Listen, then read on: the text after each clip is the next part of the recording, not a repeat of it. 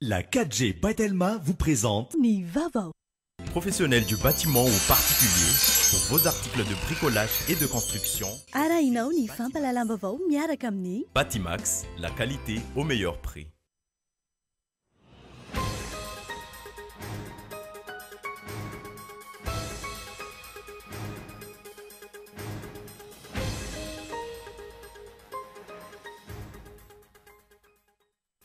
Nirefitra bomba mandazatra ranomaso teny ministeran'ny fampianarana io maraina io nandritry ny fitakian'ireo mpanabe sy mpiasan'ny ministera ankilan'izay nafana ny hetsika fitakiana syndikaly teny ministeran'ny fitsarana niarahana tamin'ireo syndika marobe. Maro ireo mpikambana eny anivon'ny ratsamangaka ny seny no efa nesorina tamin'ny toerany noho ny izy ireo mpiasa-panjakana ho ny filoha-lefitry ny seny. Ireo lalam-pividianana telo vaovao no anatanterahana ny fividianana filoham-pirenena ary ampiatrehana izany ny vola eo am-palitanana raha ny nambarany.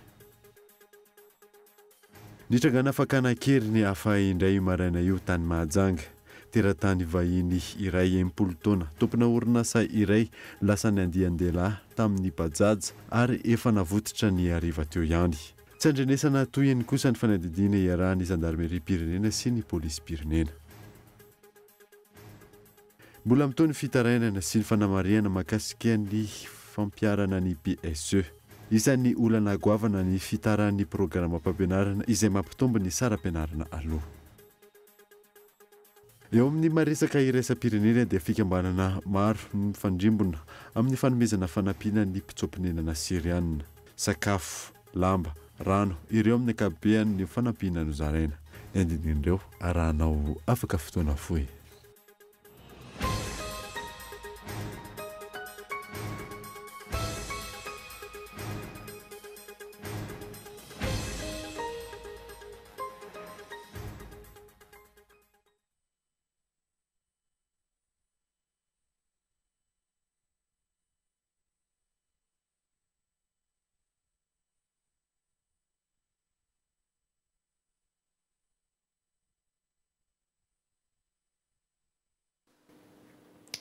Ankafanena indray tompoko lasy tompoko vavy ny tsidianay tokantranonao amin'ny ity alina ity fotoana ny vaovao eto amin'ny Kolo TV amin'ny ity alina ity kananimbotsika ny vaovao aza dia nirefitra ny bobo mandazatra ranomaso teny ministeran'ny fanabeazam-pirenena io maraina io nandritry ny fitakian'ireo mpanabe sy mpiasan'ny ministera ankilan'izay nafana ny hetsika fitakiana syndikaly teny ministeran'ny fitsarana niarahan'ireo syndika marobe. Mikael Armarla. Voasakana teo amin'ny vavahady ary tsy navela hiditra ireo mpanabe raha andeha ifamotona teo amin'ny ministeran'ny fanabeazam-pirenena aneo ny heviny mikasika ny fitakiana ny maraina teo. Nanomboka teo ny fihetsiketsehana raikitra ihany koa ny toraka bomba mandatsatra ranomaso avy any amin'ny mpitandro filaminana.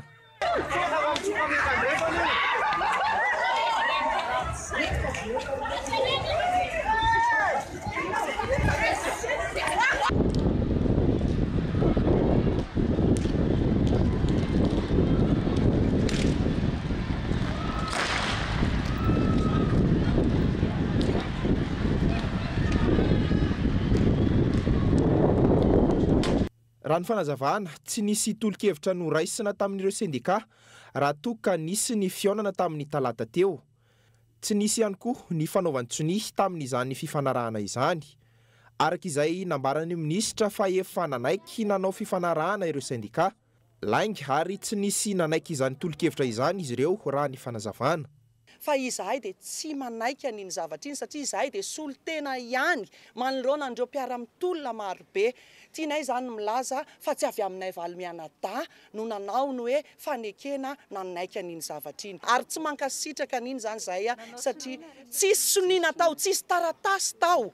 Tsisy taratasy natao, tsisy sonia natao tao raha nandritra n'iny ady hevitra tamin'iny talata alina iny. Exigenay ny présentativité lay solotena ny tendrena avy eny amin'ny primature satria izay ny tenin'ny PM solotena roa avy amin'ny ministère amin'ny finance, solotena roa avy amin'ny ministère amin'ny fonction publique, solotena roa avy amin'ny primature, miaraka solotena anankitelo avy amin'ny ministre fanabeazam-pirenena en présence an'ireo olona ireo vao misy fifanarahana tokony ho atao soni.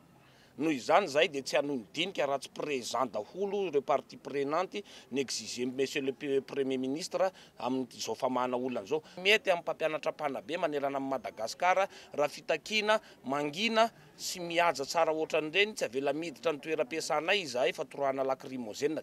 Ankilan'izay ihany koa dia tonga maro teny Ambojatovo ireo sendika hafa eny anivon'ny ministera tsirairay manao ny fitokonana ny lanja sora-bavety.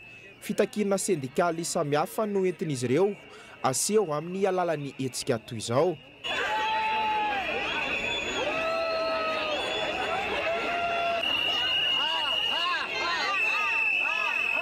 Taorin'izay niaran'ny roatra nakeny amin'ny ministeran'ny vola izy ireo nanao ny sitinina nampahafantatra indray fa ao amin'ity ministera ity no vahaolana amin'ny fitakiana samihafa maro ireto.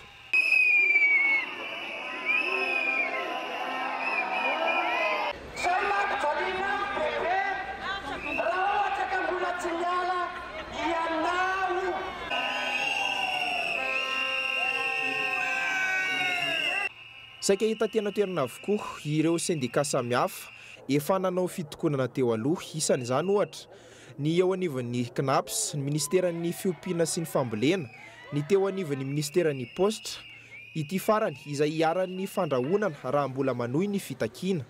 Dia manomboka manao fampirorona banderole anay ohatra mipetaka eo amin'ny tomobile dia tonga dia nalaina izy ireo forcé ary nisy ireo mpiara-miasa aminay vehivavy saika nokasihan'ny tanan'ireo gros bras izay ampiasain'izy ireo mihitsy. Izy ireo moa dia miantso isanandro ny mpiara-miasa. Matoa zay mbola voroso ohatra zao tsy mbola misy niala na iray ary dia ny fitakianay tsy miova fa mitaky hatrany ny fialany Andriamatoa Maharanty. Fizirizirina tsy fianona ny sendika ihany koa no antony nanaovan'izy ireo izao fitakiana izao. Sy ny any amin'ny primature mihitsy ny olana fa ny premier ministre dia efa nanaiky ny amahany olana amin'ny alalan'ny dialogue syndical fa Ramatoa ministre mihitsy no manidy varavarana anay ary zay mahatonga an'izao fihetsika zao mbola mafimafy ary mafy kokoa raha izay no ilain'ny Ramatoa ministre ivoahany ao anaty varavaranao. Itora-pitso eo amin'ny ministeran'ny vola sy ny teti-bola ny hetsika. Ankilany hiamafy hatrany ny fitakiana ireo mpanabe ireto manoloana ny tranga ny maraina teo sy ny be marenina nataon'ny ministry ny vola.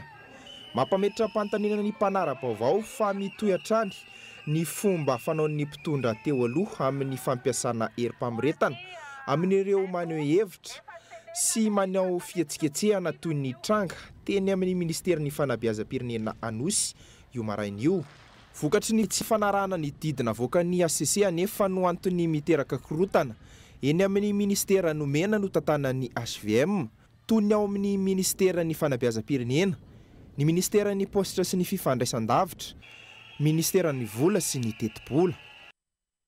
Tontolon'ny fifidianana kosa indray dia maro ireo mpikambana eo anivon'ny ratsamangaiky ny CENI nefa nisorona tamin'ny toerana noho izy ireo mpiasa-panjakana ho ny filoha hevitry ny CENI. Ireo lalam-pifidianana telo vaovao no anatanterahana ny fifidianana filoham-pirenena ary ampiatrehana izany ny vola eo ampelantanana raha nambarany Iona Saina. Taoriny namoahana teto amin'ny fampahalalam-baovao ny Kolo TV FM fa maro amin'ireo mpikambana eo anivon'ny ratsamangaiky ny CENI no mitana andraikitra eny anivon'ny distrika sy ny faritra. Ampolony no efa nasorona tamin'ny asany, hoy ny filoha hevitry ny CENI ary mitohy ny fanadihadiana. Ankilany momba ny fifidianana filoham-pirenena ho tontosaina eto amin'ny firenena afaka ifabolana. Ny lalam-pifidianana vaovao no anatanterahana izany raha ny fanazavana. Ny lalam-pifidianana izay harahina sy anatanterahana ny fifidianana filoham-pirenena sy ny fifidianana solombavam-bahoaka izay ho atao ifanesy eto amin'ny firenena dia ireo lalam-pifidianana telo vaovao tsy misy intsony zany no fiverenana amin'ny lalam-pifidianana teo aloha ho fanajana ny tsy fiandanian'ny voamiram-pirenena maneho tena amin'ny sahana fifidianana dia tsy ho azo ekena raha ohatra ka olom-panjakana indrindra fa avy eo anivon'ny distrika na avy eny anivon'ny préfecture no hitantana ho filoha sy ho mpikambana ao anatin'ny voamiram-pirenena maneho tena any amin'ny ratsamangaiky. Amam-polony maro no nesorana ary mbola hisy satria nahazahoana porofo atoato ny tsy maintsy hosoloina satria tsy manady an'izay tsy fiandaniana ara-politika zay. Nanamafy indray ny filohan'ny Sony fa ampy ny vola hiatrehana ny fifidianana filoham-pirenena. Tsy hisy fikitera ihany koa ny lisam-pifidianana izay efa nikatona ny 520 meteo raha ny fanazavana hatrany. Ny mikasika ny lafin'ny arabola moa zany dia tsara mafisina amintsika vahoaka, tsika mpifidy fa tsy tokony hisy ny aya ny amin'izay ho fanatanterahana ny fifidianana. Dia ampy ny vola hikarakarahantsika ny fifidianana filoham-pirenena aloha amin'ity taona 2024. Ny filazana fa efa misy ataoko hoe kajikajy olona efa ampidirina hifidy andranona na hifidy andranona dia iverinay fa fandefasana resaka mampisavorovoro ny sain'ny olona izany resaka zany fa raha ohatra ka misy tokoa ny proof ahitana fa misy olona anetsy izay olona tsy misy akory na hoe olona nampidirina fotsiny hanoanana any candidat izatsy na candidat izaroa dia manainga an'ireo zay manana ny proof mikasika izany zay mba anatitra izany ety amin'ny CENI. Miandry amin'izao fotoana izao ny olom-pirenena sy ny mpifidy ny amin'ny fandraisana fepetra amin'ireo olom-panjakana hafa mbola mandrafitra ireo ratsa-mangaika ny CENI any amin'ny faritra maro manerana ny nosy. Ny fanesorana azy ireo amin'izay andraikiny eo amin'ny CENI izay ampiena ny ayainy maro ny amin'ny fisian'ny fangaraharahan'ny fifidianana karakaray ny Divomera Maliotena ity. Ny tohitany Mahanoro kosa ny fitsidiam-paritra nataon'ny filohan'ny tetezameta teo aloha Andrinirina Rajoelina. Isan'ny olana lehibe mampitaraina ny tanora any an-toerana ny tsy fisian'ny asa fanadina. Saika manerana ny Madagasikara no mibana ny tsy fananana asa indrindra ho an'ny tanora. Misedra io olana io ihany koa ny mponina Mahanoro araka ny fitarainany solotenan'izy ireo nandritra ny fandalovan'ny filohan'ny tetezameta teo aloha Andry Rajoelina tany amin'ny toerana.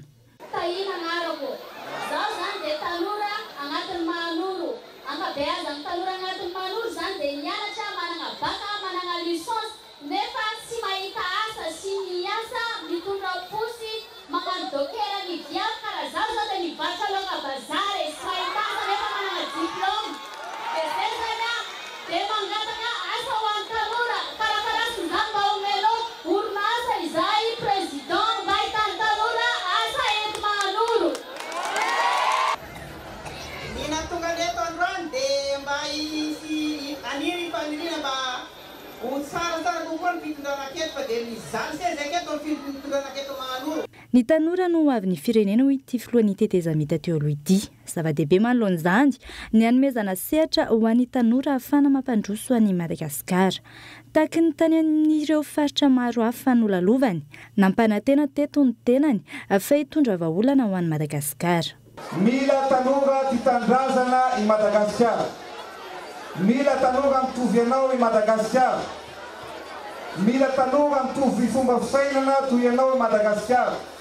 Mila tanora volona navitra ny Madagasikara i Madagasikara. Misokatra ho anareo ny foko satria tsika rehetrarehetra no hiaraka navitra ny Madagasikara. Tsika rehetrarehetra no hiaraka anatanteraka ny tena fampandrosoana ao anatin'ny fotoana fohy any Madagasikara. Zany tena anareo fa afaka atao tsara ny mampandrosoa ny Madagasikara ao anatin'ny fotoana fohy. Mitoy androany io fitetezam-paritra io raha ny hita hatreto tonga maro hatrany ny vahoaka.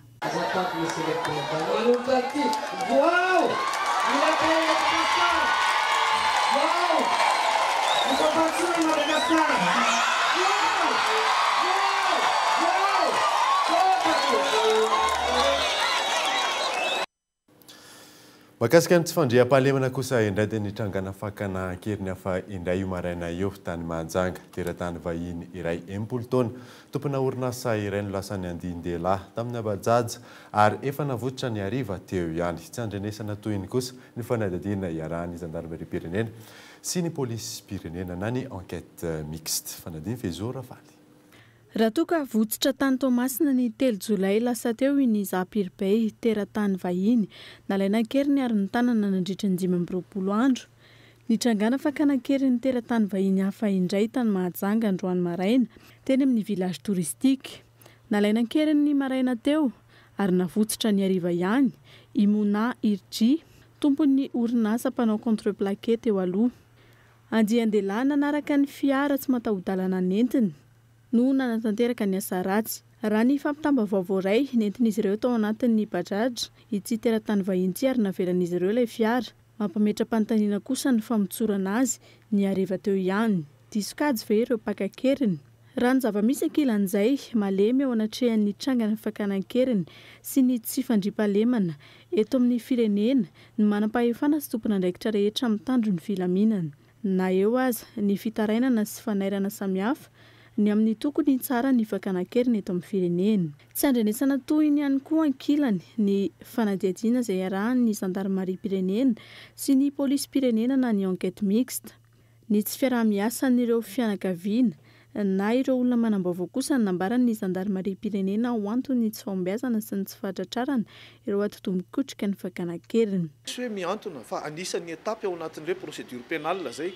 manao ny enquête zay dia misambotra dia avy eo zareo alohan'ny hitsarana azy dia manopiditra fonja vonjy-maika izy dia mbola ho avy ny calendrier ny fitsarana an'ireny mila fiarah-miasa zay amin'io satria tsy misy zany ny hoe porofo entina amin'izay raha hoe tsy miara-miasa ny olona nanao an'io raha kidnapping-io manonona olona ao anatiny fikambanana io ihany sainga tsy misy porofo moa zany zay zavatra zay fa rehefa ilana fampiraharana zany ireto le fikambanana ataontsika CFO ihany ma dia tsy mety hiresaka ary tsy mety hiteny aminay akory na dia amin'ny vaovao raha mikasika an'le olona zay lazain'ireo le olona mpanao kidnapping voahiraka reo ikan'izany zany tsy aty aminay tsony le sakana fa any amin'izy ireo zany raha ny fanazavana trany mandidina ny 420 ireo voasambotra noho ny fakanahan-keriny hatramin'ny volana aogositra 2024 ny asan'ny cellule mixte d'enquête misy amin'izy ireo no efa mpamerikeloka hita nandray anjara tamin'ny fakanahan-keriny ny tranga tany aloha tsy mbola niaty tongokotrika nefa ireo makasika izay fakanan-keriny izay hatrany dia mitaraina ny mponina amin'ny commune Malaimbandy manoloana ny firongatry ny fakana olona ankeriny any an-toerana amin'izao fotoana izao tato anatin'ny 7 andro dia efa nahatratra 7 ireo olona nisy naka ankeriny Faradiny Rarsona Andry tao anatin'ny 7 andro dia efa nahatratra 7 be izao ireo olona nisy naka ankeriny any amin'ny commune Malaimbandy miraviravin-tanana manoloana izany ny mponina satria tsy hita ny fandraisana fepetra tao an-jandary any an-toerana toy izao arahinao izao ny fitarainana nataon'ny solitena mponina teto amin'ny fampahalalam-baovao ny KTV FM tamina alatsinainy 2 volana Jolay ariva morohoro tanteraka ny mponina eto an-tanàna Malaimbandy amin'izao fotoana izao ny mpitandro filaminana dia miraviravin-tanana tsisy fandraisana ndraikitra eto amin'ny tampon-tanàna ny Malaimbandy izay marina tena fa misy ny brigade gendarmerie gendarme moa dia tsisy fepetra raisiny mihitsy fa dia manao ny asany isan'andro manao baravy ery amoron'ny goudron ohatrany hoe zavatra tsy misy ninina akory eto tampon-tanàna Malaimbandy araka ny zavatra misy eto zany dia miteny ireo mpakan-keriny fa raha vao mitondra zandary amin'ireo anaterana ny voly dia tonga dia vonoana trany ireo olona izay nalain'izareo ankeriny ireo dingana faharoa dia tsisy afa-tsy hoe fampiarahana amin'ireo olon-dratsy ihany hoe lafo loatra zany vola tatsianareo 40 millions FMG zany nikariko ny laharany findainy commandant de brigade ny commune Malaimbandy amin'ny mpanao gazety eto amin'ny KTV FM ny ampitsin'io antso fitsoroana vavolombelona sy fitarainana ny zava-misy ana-toerana nataon'ny solitena mponina io nandray ny antso ny commandant de brigade tany an-toerana saingy nilaza tamin'ny mpanao gazety tamin'izany fotoana izany fa mbola mandray ny lehibeny izay tonga ny an-toerana ka nampanantena ny antso ny mpanao gazety afaka fotoana fohy ny andry ny mpanao gazety fa tsy niantso mihitsy ilay commandant de brigade ny commune Malaimbandy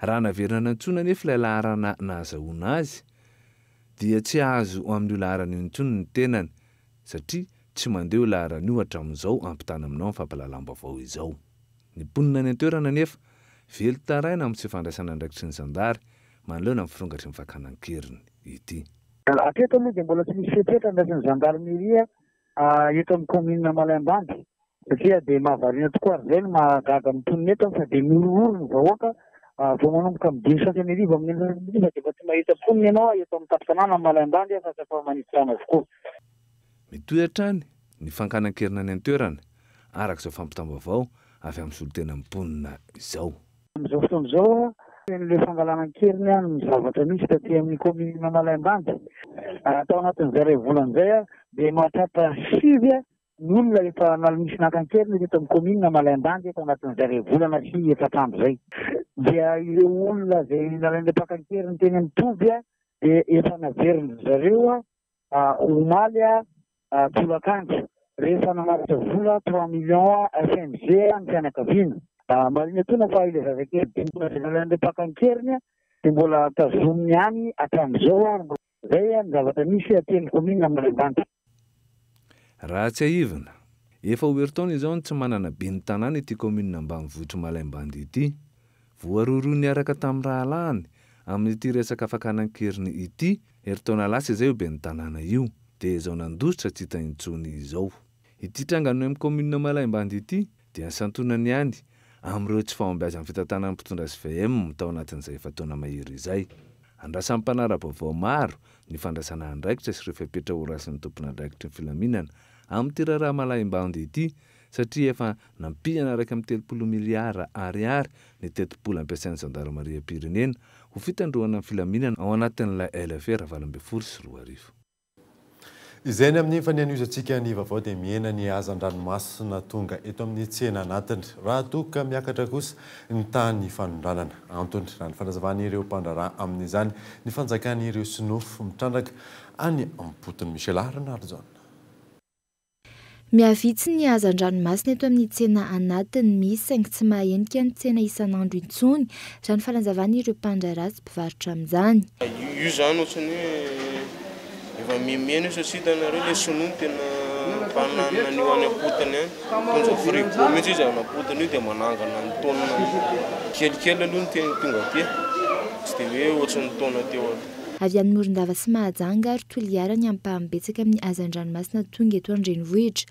Fotoana mampiakatra ny hazan-dranomasina ny fotoana tahaka izao na ny antsoina hoe saison des fruits de mer. Etsy ankilany nefa voasika-jo produit de luxe ny hazan-dranomasina eto an-drenivohitra. Mety mbola hiakatra ny vidiny raha ny fanazavana. Rehefa afaka izany fotoana mangatsiaka dia mitobaka be izy. Ary ny vidiny izany zao manomboka hiakatra. Amin'ilay tsifosiny izany dia eo amin'ny 140 000 izany zao. Rehefa tsy haiko hoe afaka tapo izany dia volantena 140 izany. Crevette alina miakatra fa reo ny filesin'ny taona sy ny karazany tranonao daholo reo. Raha ny teny an-tsena manodidina ny 2 ariary hatramin'ny 1 ariary ny kilao ny hazan-dranomasina. Ny langouste ny lafo indrindra ary mazana tsy hita eo amin'ny mpivarotana. Raha toka miavitsy ny eto amin'ny tsena anatiny, niakatra kosa ny tahan'ny fanondranana.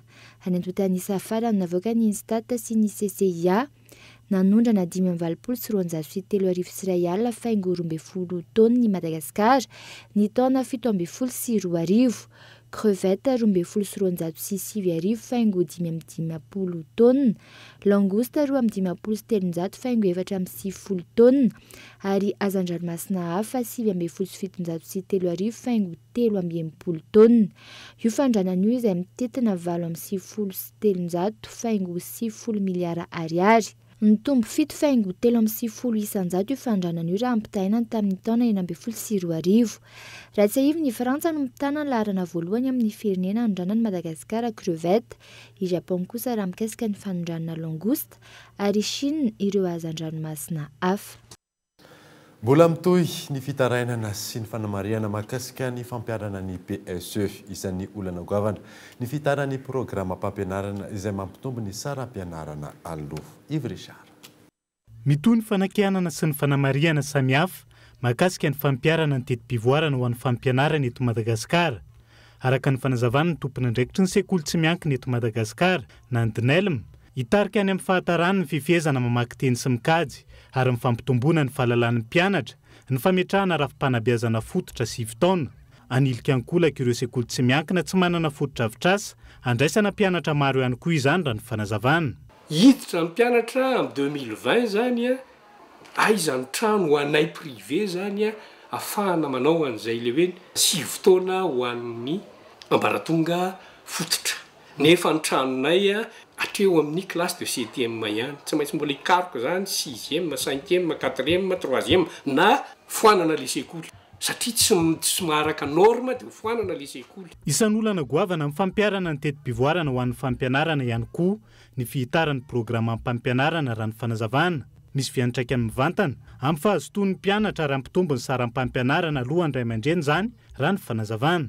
Mety ho problème zay ihany koa raha anaraka an'izay ny privé dia le 39 semaines ihany aloha 39 semaines de cours fa mety mihoatra angamba mety asa raha hihoatra na ahoana volana ianarany mpianatra any amin'ny lafiny volana fa raha vao miresaka volana mantsy a dia miresaka fandoavana saram-pianarana mametraka olana tokoa le izy satria menomenona ny ray aman-dreny manoloana an'izany raha hoe natao volana ohatra ny vakansy ny ankizy madinika dia lasa 11 mois zany 12 volana dia mipetraka ny fanontaniana hoe zaka ny fahefan'ny vidin'ny ray aman-dreny ve zany araka izany tsy hitondra fanatsarana ny rafim-pampianarana eto Madagasikara araka ny nampanantenaina ny firosoana amin'ny PSE raha ny fanazavana ny tompony andraikitry ny sekoly tsy miankina eto Madagasikara raha ny fanazavana trany tsy nisy ny fakan-kevitra mazava natao tamin'ireo manam-pahaizana momba ny fampianarana teto an-toerana kantony mbola mahabe ny adihevitra ankehitriny.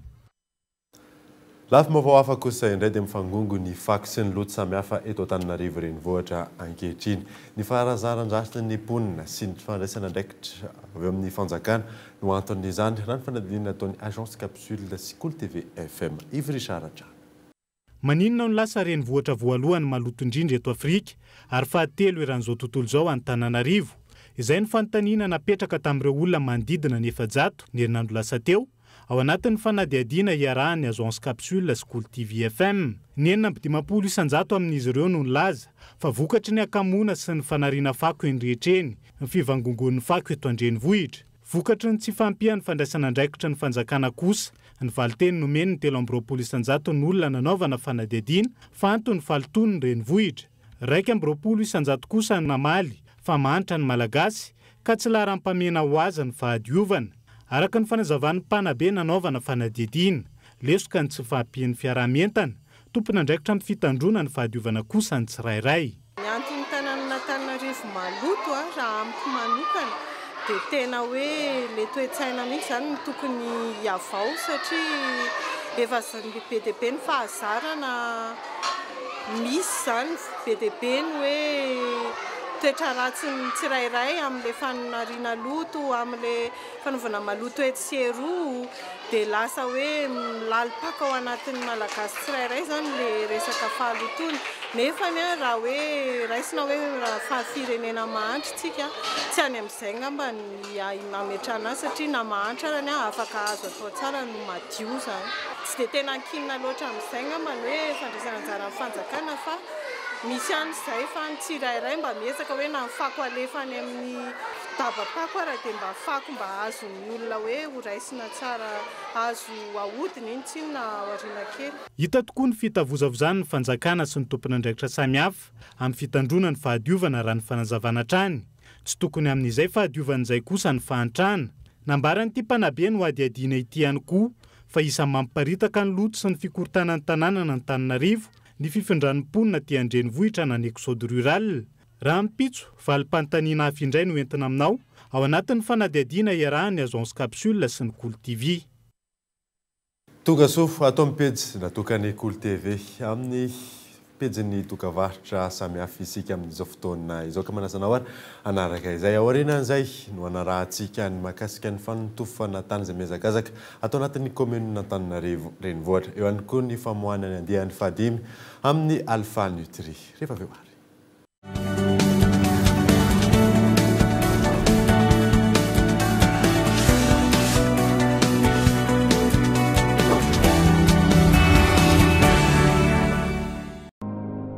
Je suis bien, mon argent est sécurisé. Je suis libre, tout mon argent est disponible immédiatement. Je gère mes comptes 24 heures sur 24, 7 jours sur 7. Je savoure la simplicité. Je profite de tout faire avec mon téléphone. J'ai du temps en plus pour les miens. J'adore chaque instant. Je suis gagnant sur tous les plans. Mvoul to Bank, Bank to Mvoul. Tout mon argent disponible à tout moment, gratuitement, où que je sois, pour toutes mes actions. Rendez-vous vite dans votre agence BNI et BOA Madagascar. Mvoul, simple, immédiat, sécurisé.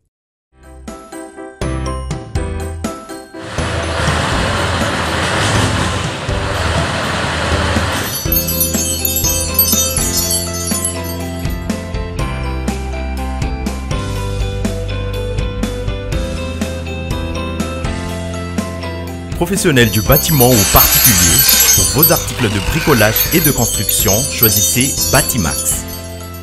Batimax, la qualité au meilleur prix.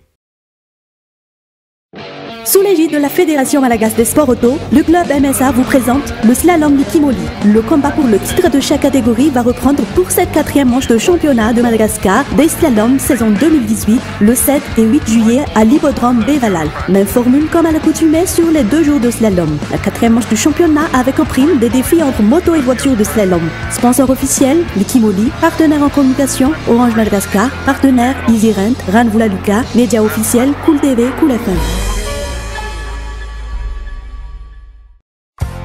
Ufankalazana ny vadimy amin'ny telopolo taona nitarika hira ambulance atmosphérique event manolotra ho anao cabaret concert goavana hira nitarika ireo hirana palasa sy nahafantarana azy hatramin'izay lizomary 3 jolay manomboka amin'ny 6 ora alina ao amin'ny dôme akorondrano baf 20 000 ariary ary 30 000 ariary ho an'ny famandriana filan-kevitra 034 16 472 74 034 05 481 21 034 73 908 95 azadinonary hira ambulance ao amin'ny dôme akorondrano lizomary 3 jolay amin'ny 6 ora alina panoana Cool TV Cool FM.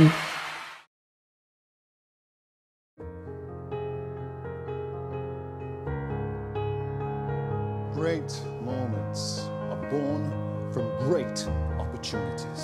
Passion, love, heart. Nobody has that. They told us that soccer wasn't our thing. Are we going to believe it? Niemand denkt an den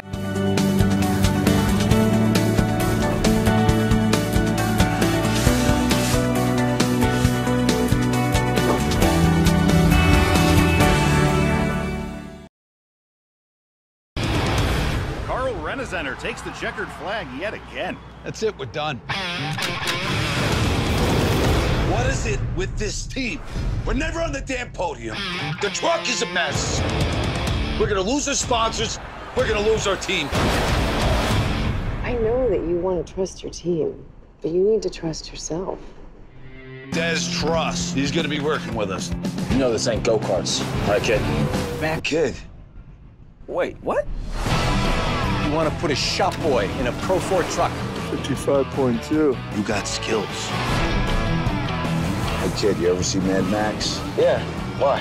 Bunch of crazy white boys with big trucks, not caring about damage. It's gonna be kind of like that.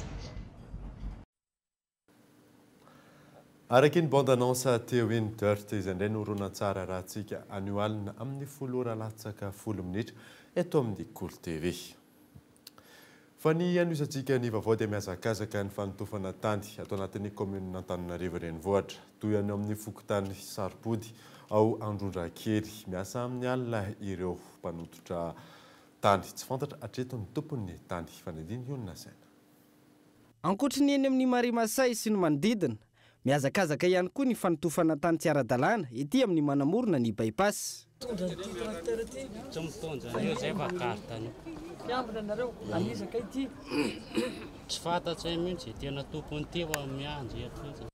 Eto amin'ny fokotany Saripody Androndrakely mihazakazaka ny fitaomana sy ny fanotofana tany amin'ny andro alina. Niakatra vokatra izany ny rano ka efa manamorona ny trano fonenan'ireo mponina.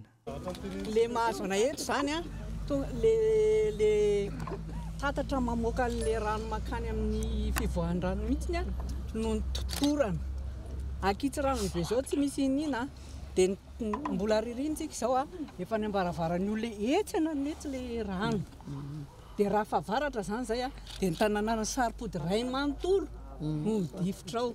Dia izay natanangatana hoe mba mangataka izay a tsy ho totorana mihitsy satria tsisy tany tokony azo ho totorana nefa zao ny fandehany. Dia hoaiza zany ireo olona rehetrarehetra ny tanàna ray manontolo ny Saripody. Zay le izy fokotany ray manontolo. Sady tsy ny avizena mihitsy zay hoe izy an'izao zavatra izao na dia nahambava fotsiny ihany ary. Tonga dia hita hoe asa maizina le satria amin'ny maizina le asa ataony. Ahoana izy ianao? Asa maizina le izy. Satria isan'alina foana vao manomboka izany manomboka amin'ny valo. Izany mahatonga na eto zavatra andro amin'ny valo izao. Tsy ara-dalàna ity fanotofana ity hoy ny ministra ny fanajariana ny tany ary isy ny sazo ampiarina. Izay no nambarana nandritra ny fidinana teny an-toerana ny alina teo. Tsy ara-dalàna ny fanotofana nyty tany ty sy ny asan'ny tracteur amin'ny andro alina tena misy mihitsy zany a ilay manao fanotofana izay tsy ara-dalàna tsy azo ekena izany manao fanotofana tsy ara-dalàna zany na izy na iza fa tokony ahato zay zany zao a dia tena isava mihitsy a ary ianao anara-maso an'ireny fanotofa-tany reny a zay tsy ara-dalàna dia tokony ahato ajanona tanteraka raha ahato ary mety isy sazy aza mahazo an'izany. Tsy ny eto amin'ny fokotany saripody ihany, maro ireo trangana fanotofana tany sy fanorenana tsy manara-dalàna mitranga eto Antananarivo sy ny manodidina izay iandrasana ny fanaraha-maso sy ny fandraisana andraikitry ny ministera tompon'andraikitra. Ny farana androany kosa ny atrikasa izay naharitra efatr'andro izay natao ny plateforme des fédérations des personnes handicapées de Madagascar atrikasa izay natao entina hanampiana ny fiainana andavanandro. Mikael Ramanona. Misafolo ireo federasiona mivondrona ao anatin'ny PFPH MAD manerana ny nosy. Naharitra efatr'andro ny atrikasa nataon'izy ireo izay nahitana ny solotenina amin'ny faritra enina. Toy ny fanao ny fikambanana dia misy ny fifanakalozana traikefa isaky ny fiaonana toy izao mba hisiany ny fitoviana amin'ny fomba fitantanana. Fa ny PFPH MAD dia manana mission ny tanjona moa dia ny promotion des droits, ny campagne de sensibilisation sy ny fandraisana anjara koa ao anatin'ny firenena ny olona manana fahasembanana zany dia acteur ihany koa ka izay reto moa zany hoe ny mpitarika national mihitsy misy eto Antananarivo dia misy avy amin'ny faritra tokony hitovy zany ny fomba fijery fahaiza-manao fahalalàna zay zany le antom-pisiany le atelier tanatin'ny efatr'andro nataonay izay. Isan'ny noresahana nandritra izany ihany koa ny mahakasika ny lalàna manodidina ny olona manana fahasembanana. Fa ny zavatra tena andrasanay foana zany dia tsy moa tena voizinay dia le hoe lalàna zo zany hoe fampiarana ny zo zany ireo olona manana fahasembanana ireo zany tokony iainana foana eo amin'ny fiainana andavanandro zany tokony trapany rehetra daholo be zany fa misy ny olona manana fahasembanana eto amin'ny tany sy fanjakana ka ireo olona manana fahasembanana ireo dia mitovy amin'ny olona rehetra izy afaka mandeha anjara fampandrosoana manana zoanana asa amin'ny fampianarana izy tsy atao ankila-baona ilikilika dia zay zany tokony zavatra efa eritreretina na zay le ady ataonay zany mba hampandeha ho azy an'izay eo anivon'ny mpiaramonina. Nasiana tena nandritra izay atrikasa izay ihany koa ny manodidina ny serasera amin'ny fampitamba-baovao makany amin'ny faritra tafiditra ao anatin'ny tetikasa tomady novatsian'ny CBM ity atrikasa ity. Fanambarana olona very kosa indray dia tsy hita nanomboka ny talata 3 Jolay teo raha tsy mba arovony tatamamy Rovaniaina ka mangataka fanampiana ny fianakaviany Antsipirenary. Raha tsy mba arovony tatamamy Rovaniaina, lehilahy 13 taona no tsy hita ny fianakaviany nanomboka ny talata 3 Jolay 2024. Lehilahy 13 taona raha ny fitafiana teny ankodiny, suite gris sy short mainty ary nanao kapa Scooby-Doo mitondra kitapo bleu gris ira tsy mba arovony tatamamy Rovaniaina raha nambarany fianakaviany. Misy aretina mitaiza izy raha ny fanazavana 032 07 737 78 na ny 033 07 524 06 ireo no laharana antsoina ho an'izay rehetra mahita azy. Misaona kosa ny tontolon'ny asa fanaovan-gazety nodimandry omaly teo amin'ny fahenina amin'ny 15 taona ny Lanto Malala Rasata izay mpanao gazety. Niditra hôpitaly Soavinandriana izy omaly maraina ary ny hariva nindosin'ny fahafatesana araky ny fampitavaovao ray Ratsahivina nanomboka ny taona 770 izy niditra teo amin'ny tontolon'ny asa fanaovan-gazety ary mpanao gazety ny fahitalavitra TVM sy ny onjapeo RNM voatendry ho talehan'ny TVM ny tenany tamin'ny taona 14 hatramin'ny taona 14 ekipan'ny Cool TV FM dia mirary fiononana feno ho an'ny fianakaviana. Eo amin'ny vaovao ara-tsosialy kosa indray dia namoaka ny andihan'ny fadimy amin'ny Alpha Nutri ny CDA na ny Conseil de développement d'Antotapenaka sy ny Alliance Club Antananarivo Iarivo ary ny Alliance Club Saint-Denis tamin'ny ity androany ity andihany dia misarotra ny anarana hoe Perle Austral 3. Fanadina. olon-dehibe tsy mahay mamaky teny sy manoratra manodidina ny 3 no nahazo fiofanana nandritry ny 4 bolana. Fiofanana mamaky teny sy manoratra avy amin'ny Lions Club Antananarivo Iarivo sy ny Lions Club Saint-Denis. Androany no nivoaka ny andiany fahadimy amin'ny Alpha Nutri ary mitondra ny anarana hoe Perle Austral 3.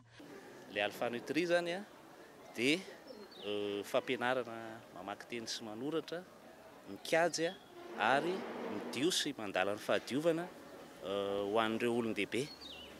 Zay mazana vao mbaka teny amin'ny fiarahamonina nisy azy na koa hoe na ilikilika mihitsy ary noho izay tsy fahaizan'izay. Tsy vao voalohany fa efa miditra amin'ny andiany fahaenina amin'izao ity tetika sy ity ary hitatra amin'ny toerana hafa. Fiaraha-miasan'ny Lions Club sy ny CDA Centre d'animation communautaire du Conseil de développement Andotapenaka no nahatoto sy ity asa sosialy ity.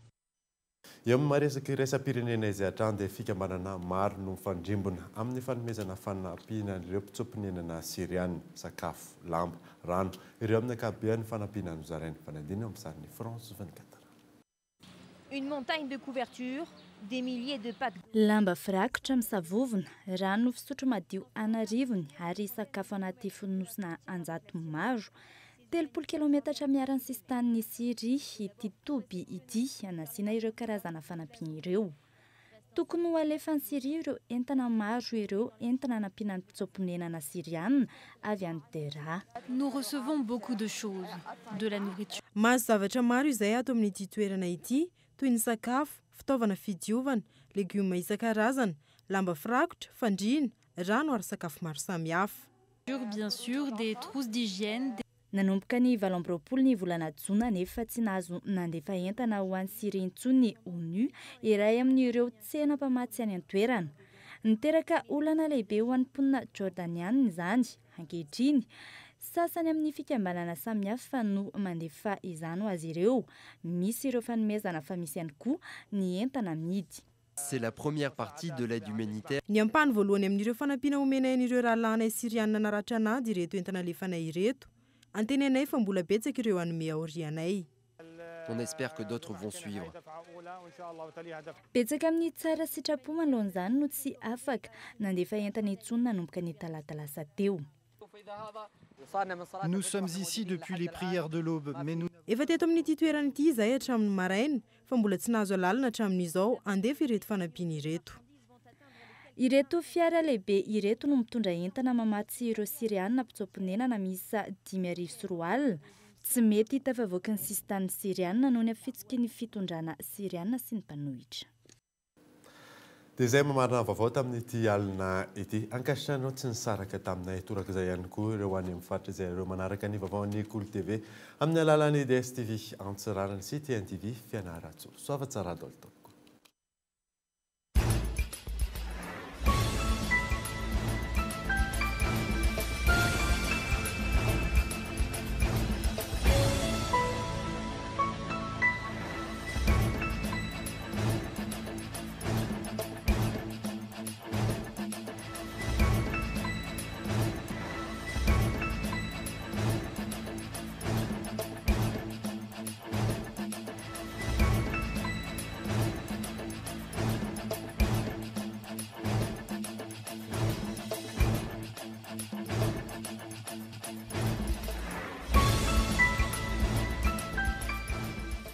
Professionnels du bâtiment ou particuliers pour vos articles de bricolage et de construction. Narainao teo ny fampalalambavao niaraka tamin'ny Batimax, la qualité au meilleur prix.